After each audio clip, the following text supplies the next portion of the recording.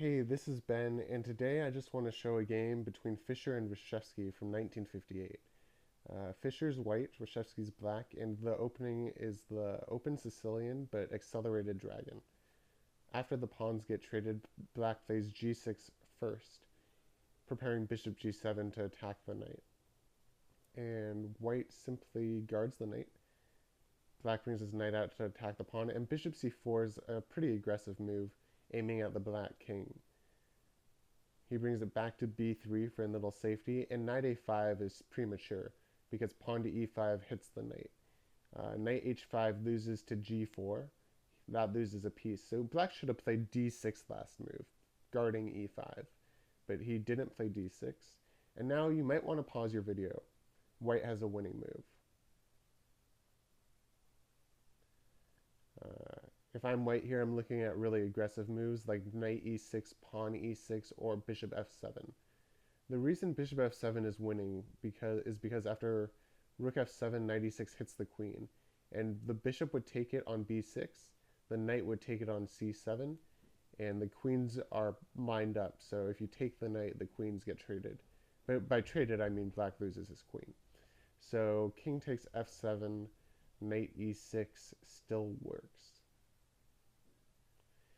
Because after king takes e6, queen d5 check is the move that jumps to mind. I would also consider queen g4 check or pawn to g4 to guard f5, but in either of these cases, the black king just runs back to f7 and then g8, and probably h8 eventually. But queen d5 check just is a good centralizing move. This position reminds me of bug house, actually, because the king is getting drawn out from the corner or the back rank all the way up the board. So king f7 is no longer an option. King f5 falls victim to e6.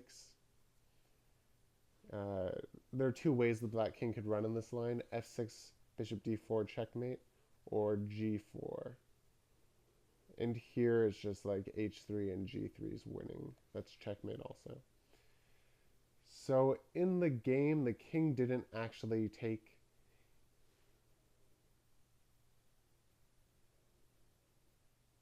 So let's look at the game really quickly. I'm sorry, the king did actually take, and then the queen was lost also. So here's the actual game. You can find it by going to chessgames.com and searching for Go Fish, Fisch. So the king takes, then the pawn takes, and in exchange for a queen and pawn, black has two pieces.